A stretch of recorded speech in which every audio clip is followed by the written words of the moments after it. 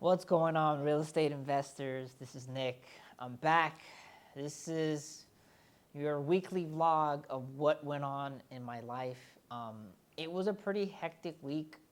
This is the week of January 13th through the 17th, 2025. So on top of all of my real estate investing, property management, I'm also a health insurance broker, and then I had to do a ton of work there. I'm not going to go into that here because this is not what you're here for. You are here for real estate investing. So I'm going to cover what happened with my property first. So I had two issues that I had to deal with. The first issue is that I had to start working on painting the outside. Now, whenever you get into when you're in real estate investing, one of the things that you can do to really increase the value of the property is paint the outside. Once you paint the outside and you remodel, the property value just kind of, I'm not going to say goes through the roof, but it really goes up. It's like thinking of it like painting your car, right? You have all these dings and dents, and then you fix it, you paint it, and then like, oh my God, it's like this shiny brand new toy. So when we were doing interviews for new tenants, one of the applicants was actually a painter. And so they were looking at the unit and they're like, hey, do you need to do any painting? I'm like, yes, I do. And he's like, cool. We can give you a quote. I go, perfect. Send me a quote.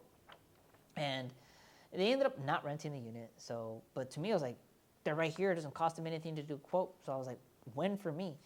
So they quoted me about $4,000. I do know a lot of people that are in this space, so I reached out to someone that's in my fraternity, and I asked him like, "Hey, is this a pretty good quote?" And he goes, "No, it's a pretty solid quote.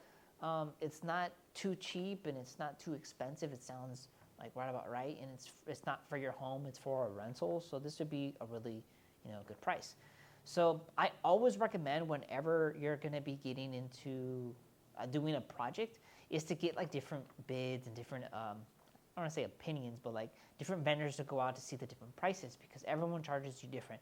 Now, there is that saying, you get what you pay for, and I've kind of experienced that a little bit.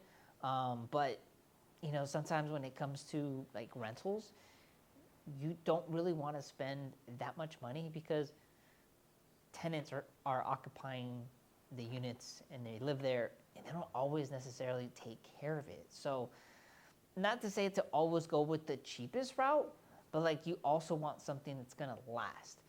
So because I have that quote, I'm able to play around with it, right?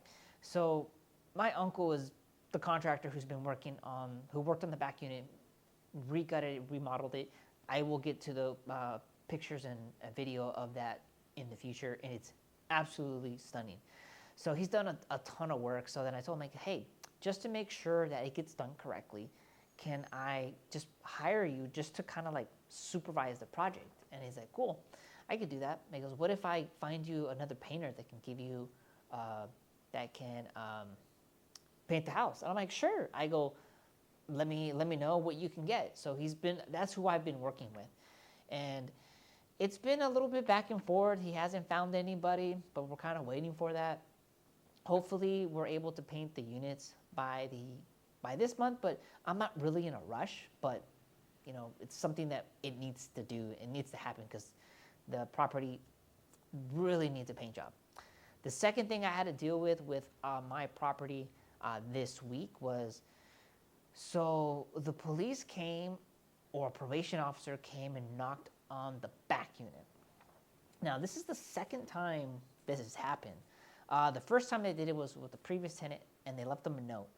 And they wrote down the name of the individual, and I reached out to the probation officer, and I let him, like, hey, dude, like, this person doesn't live here. I took over the property. Like, leave my tenants alone, stop harassing them. They didn't come back.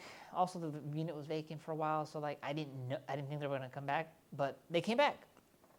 So I really didn't have a lot of information, and luckily, the slip that I had got from the previous tenant was saved on my laptop. I actually found it, and I had to go online to the county probation website and We're kind of going back and forth. They're like, oh, you need to fax it here. Oh, you can't fax it there. And there's all this like right departments, right?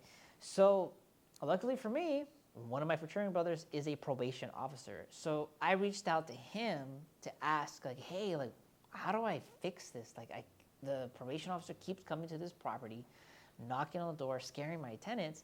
They're coming like at midnight, and I don't want them to come anymore. Like, this person doesn't live here. And he says, unfortunately, that it happens a lot. Criminals will say an address, and they have to notate that address, and they have to verify that address, and they have to keep going to the address. Even though it's the wrong address, they have to do that. So he told me, he goes, what you need to do is you need to get in contact with them. You're more likely going to have to fill out a form. Either you're going to fax it or do it online, and you're going to tell them, this person doesn't reside here. I am the property owner. Please update your address and remove this address from your file for this particular person. So that's exactly what I did. So hopefully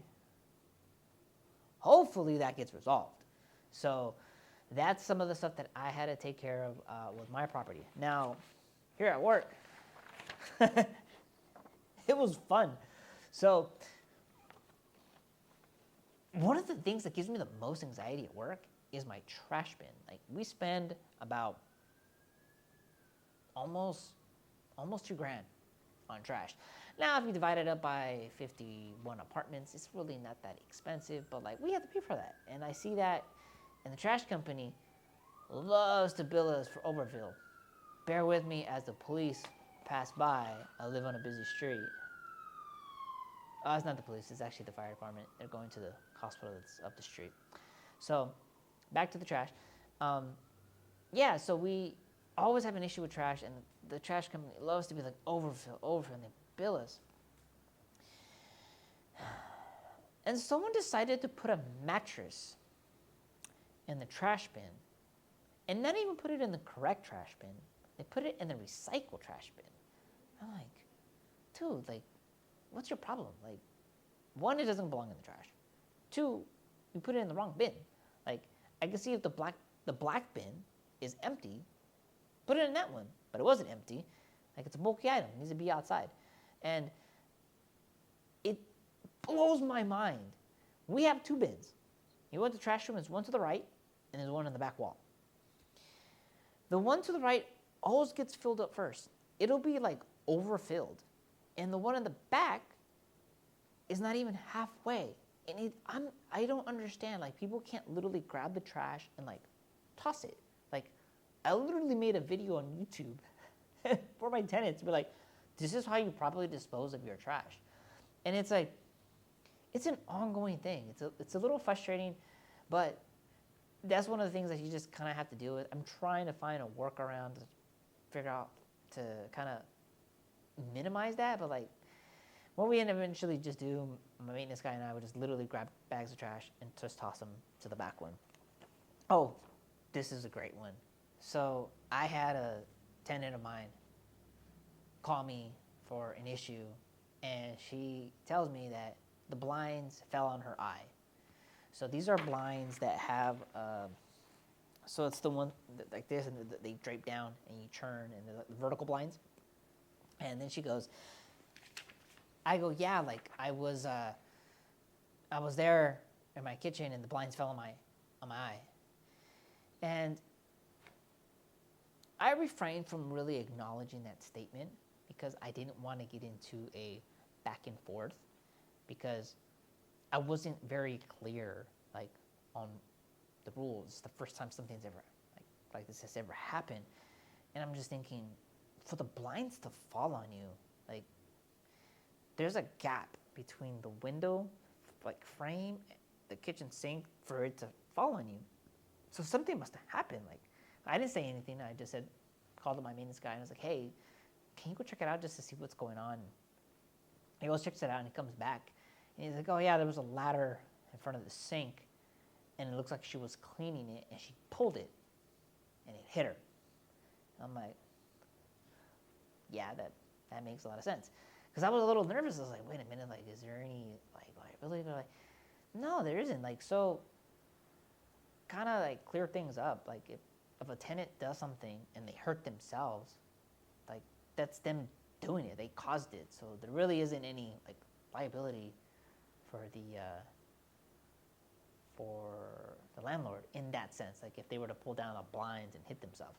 Because I was like kind of like a little taken back because I had never experienced anything like this. And I was just kind of like, I mean, I wasn't shocked when I heard this particular individual tell me, so I was like, yeah, I'm not surprised, but just know that it's going to be a hard case for them. So you can breathe a little easy. And the last thing I had to deal with is a report. So like I mentioned in previous videos, I run a tax credit building. A ton of agencies monitor my building, and one of them being the city of LA. I had a report that I had to do, and we had to like update it. And luckily for me, I'm really good with working with him, and I have a really good relationship with the auditor. He's actually been the longest one. If you work in the industry, you know that the city employees, this must be like the entry level position for this particular like department of the city of LA for housing, because I've gone through like 7. So this last one has been around for about a little over 2 years, so it's kind of good. We worked that out. He approved it. We're good for another 3 months. Just little things that we have to update. I won't get into those boring details. If you want to know about those boring details, then let me know, and I'll go over all of those boring details for the quarterly report for the LA City Housing for your tax credit building. And that's it. That was my week. I look forward to Martin Luther King weekend. I need a fucking break. Yeah, this one was rough. If you like this video, want to learn, come along for the journey. And just watch my other videos. And hit subscribe. Peace.